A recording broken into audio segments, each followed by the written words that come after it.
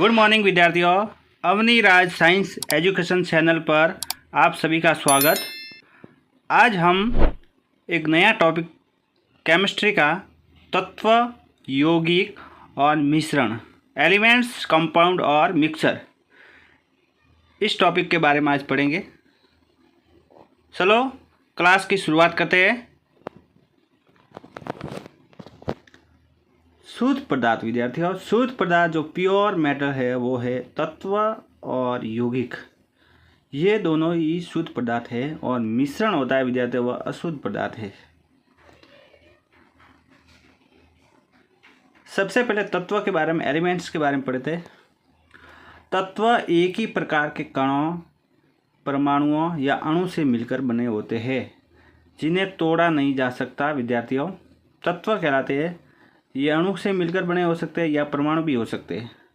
जैसे Ag चांदी है, Au गोल्ड है, Fe फेरिक यानी आयरन है, Al एल्यूमिनियम है। ये एकल तत्व है। और उसके बाद में H2N2O2 यह द्विपरमाणुक तत्व है, यानी दो परमाणु से मिलकर बने होते हैं।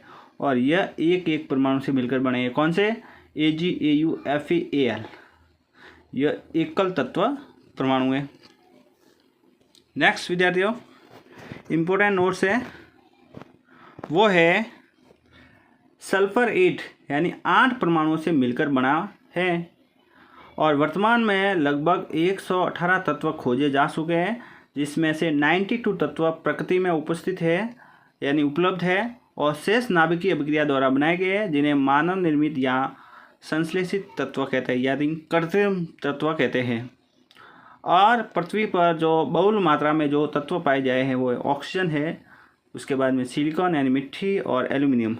ऑक्सीजन की मात्रा है 46.6% और सिलिका यानी मिट्टी में जो सिलिका होती है इसकी मात्रा है 27.7% और एल्यूमिनियम की मात्रा है वो है 8.3%। ठीक है विद्यार्थियों। अब तत्व के प्रकार, टाइप ऑफ एलिमेंट्स।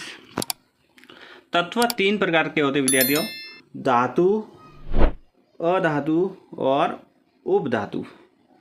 धातु कौन से होते हैं, यानी धातुओं के क्या क्या गुण होते हैं?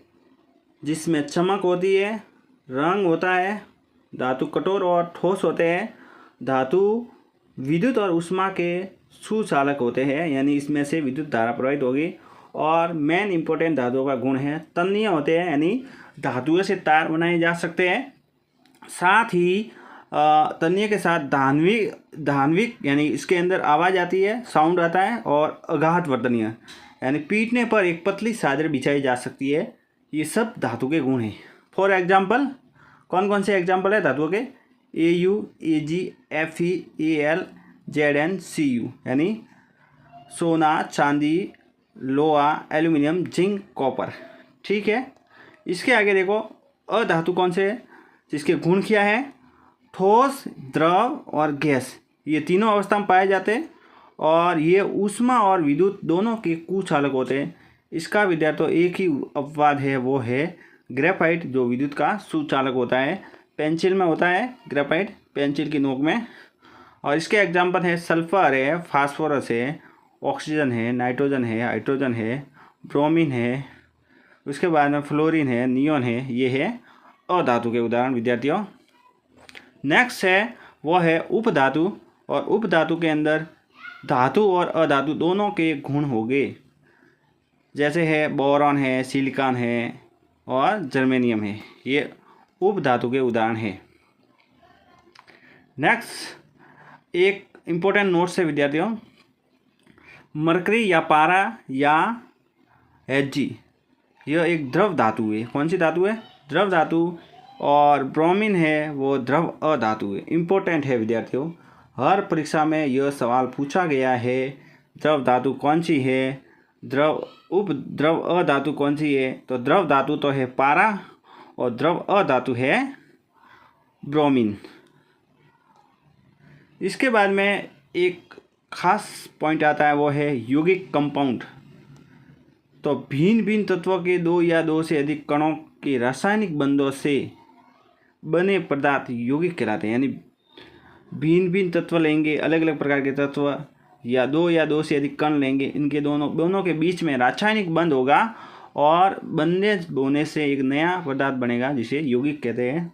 यौगिक में भिन्न तत्वों का भार एक निश्चित अनुपात में होगा। यौगिक कौन कौन से हैं? जैसे NaCl नमक है, ये ग्लूकोज है, उसके बाद में जल है, सल्फ्यूरिक अम्ल है ये। और यौगिक का मेन फॉर्मूला होता है, सूत्र होता है रासायनिक। यौगिक के गुण तत्व जिनसे मिलकर बने होते हैं वो बिल्कुल ही भिन्न होते हैं। यौगिक के जो गुण हो गए जिन तत्वों से मिलकर बने हैं उससे एकदम भिन्न हो गए। यौगिक के घटकों को भौतिक विधियों से पृथक नहीं किया जा सकता, अलग नहीं किया जा सकता विद्यार्थियों, इनकी विधियाँ अलग नहीं है। साथ ही इसके एग्जाम्पल क्या है? जैसे जल किससे मिलकर बना है? हाइड्रोजन और ऑक्सीजन से मिलकर जल बना है। और साथ ही CO2 जो बनी है वो है कार्बन और ऑक्सीजन। इसका अनुपात फिक्स है, जैसे हाइड्रोजन के 2 अणु लेंगे और ऑक्सीजन का 1 तो बनेगा जल। इसी प्रकार ऑक्सीजन के यहाँ 2 अणु, कार्बन का 1 अणु मिलकर क्या बनाएंगे? CO2 gas. इसके बाद यौगिक के बाद एक टॉपिक है वो है मिश्रण। मिश्रण यानी मिक्सर। 2 या 2 से अधिक यौगिक या पदार्थों को अनिश्चित अनुपात। यौगिक में हम निश्चित अनुपात में मिला रहे थे, लेकिन यहाँ हम अनिश्चित अनुपात में मिलाकर जो पदार्थ प्राप्त होता है उसे हम मिश्रण कहते हैं।